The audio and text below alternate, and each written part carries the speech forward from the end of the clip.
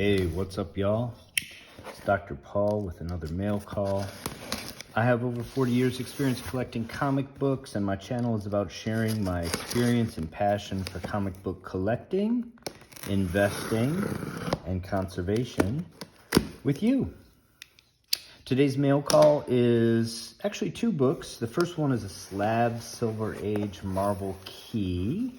It's a first appearance of a long-standing character. There's a peek. Well, this will be a quick unboxing. Got two slabs already ready to go. As I was saying, the first book, or the main book I want to talk about today, is this one. It's the first appearance of a long-standing character that has, from time to time, held his own series in the Marvel Universe. And this book here is a bonus book. We'll get to it in a little bit. Let's put this book front and center and talk about it. That is a really nice slab. So happy with this. So I got two slabs. Basically, I won this auction, and then I noticed the other one was from the same seller, and I pulled the trigger on it because shipping was basically free, and it went for a really low price. So like I said, we'll talk about that in a little bit. Before we get to that, I want to say thank you. I want to say how much I appreciate you joining me today, and thank all of the viewers, especially those that take the time to like, subscribe, and comment on my videos. I really appreciate it. Thank you. So what is it, and why do we care? This is obviously X-Men number 10 from March of 1965. It's written by Stan Lee and drawn by Jack King Kirby. It's the first appearance of Ka-Zar AKA Kevin Plunder, and we'll get into that in just a little bit. It's the first appearance of Zabu, the saber-tooth cat, and first appearance of the Savage Land, the prehistoric land hidden in the Antarctic, which is revisited over and over again in the Marvel Comics. This copy is a CGC 7.0 with off-white pages, and this book falls in that category of first appearances we love to talk about that have everything going for them, both from a collecting and an investing standpoint. It's got first appearance, first cover, classic creative team, and potential upcoming MCU catalyst. I've been hunting a copy for a few years now, since my brother finished a complete run of X-Men and asked me to clean and press a few books for him, and his copy of X-Men number 10 was among them, and I really fell in love with this book. As I alluded to, Ka-Zar is a character that has been through many iterations in media and the comics. The name was first used in a pulp magazine in 1936 titled Ka-Zar, who was an obvious Tarzan knockoff. The 1936 incarnation's alter ego was David Ryan, and his adventures were set in a normal jungle with a traditional lion companion. A few years later, Ka-Zar was one of the features in Marvel Comics number 1, published in 1939, this time with the alter ego David Rand, apparently not related to Daniel Rand, the Iron Fist. Stan and Jack reimagined the character here in 1965 to be part of a land that time forgot, with prehistoric beasts including his sidekick Zabu, the saber-tooth cat. Although we don't learn it here, this incarnation's name is Kevin Plunder, and he's actually the son of a wealthy family. We learn his origin story a year later in Daredevil issues 12 and 13, written by Stan Lee and published January and February of 1966.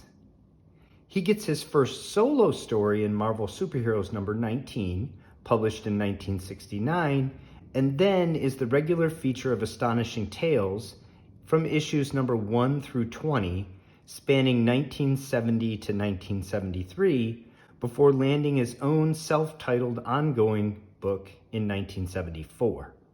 He's been a staple of the Marvel Universe ever since.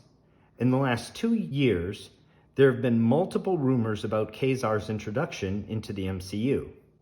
This makes sense to me, especially as the superhero genre gets long in the tooth, and Marvel Studios and Disney need to look to different genres to keep these franchises fresh for viewers. This story has a fairly typical Marvel Silver Age setup, conflict, and resolution, and is a done-in-one story. The X-Men see a TV broadcast of a savage man in the frozen Antarctic and, assuming he may be a mutant, travel there to investigate.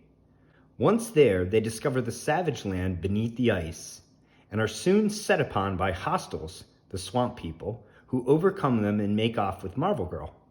The boys are rescued by Ka-Zar and Zabu, and in typical Marvel fashion, they have a little tussle before deciding they're on the same side and set off together to save Jean, who, it turns out, was joined by the Angel in captivity when the swamp people captured him in a net. After teaming up, the hostiles are dismissed routinely when Ka-Zar and Zabu summon a herd of mastodon to stampede their fortress. Ka-Zar then sends the X-Men back to the modern world and uses the mastodon herd to seal off the entrance to the Savage Land. X-Men number 10 was published in the height of the Marvel Age, when Marvel Comics was doing very well commercially, and comic books generally were doing quite well commercially. So there are many more printed copies than the early Marvel Silver Age books we've been talking about recently. That means this book is not rare, and there are 2,131 universal copies of X-Men number 10 in the CGC census, with a median grade of 6.5. This 7.0 is just inside the top 40th percentile. Go Collect calculates the fair market value of a Slabbed 7.0 to be about $675, with a trailing 12-month average price of $878 and an all-time record high price of $1,625. My purchase was as high bidder in an eBay auction that set the current fair market value. When the dust settled after 19 bids, I was left standing with my winning bid of $668 plus tax and shipping.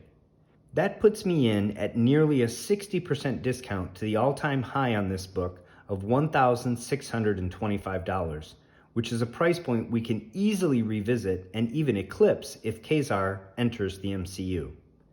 As I mentioned, the seller combined shipping on these two items, so let's talk briefly about the other slab I won.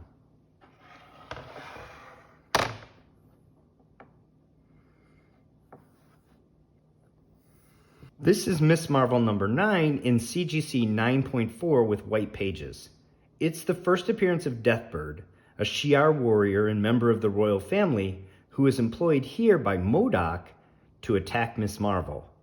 Written by Chris Claremont with interior pencils by Keith Pollard and a Dave Cockrum cover, it's a minor key with a CGC census of 367 universal copies with a median grade of 9.6. The fair market value of a 9.8 is $450, while the 9.6 fair market value is $140, and the 9.4 here has a fair market value of $120. I won this auction after 17 bids at $50 plus tax, since the shipping was essentially free after I won the X-Men number 10 slab. I think the Shi'ar are a sure thing to eventually make it into the MCU, and when they do, Empress Lilandra and her sister Deathbird are certain to be front and center, so this book could easily double or triple from here. I'm already buying it at less than half of the fair market value, and I'm always on the lookout for well-bought copies of minor keys with great creative teams, with stunning first cover appearances too, so this was a snap buy at the price of $50. Discerning collectors note, there is also a 35-cent version of this book to hunt if you're into a challenge. I hope you enjoyed this unboxing and market report video on X-Men number 10, the first appearance of Ka-Zar, Kevin Plunder, and this bonus slab, Ms. Marvel number 9, in the first appearance of Deathbird. Anyone else hunting either of these books? Do you think I pulled the trigger too early and should have held off for a deeper discount? Let me know in the comments below, and remember to like and subscribe if you enjoyed this video. Until next time, happy hunting and take care of one another.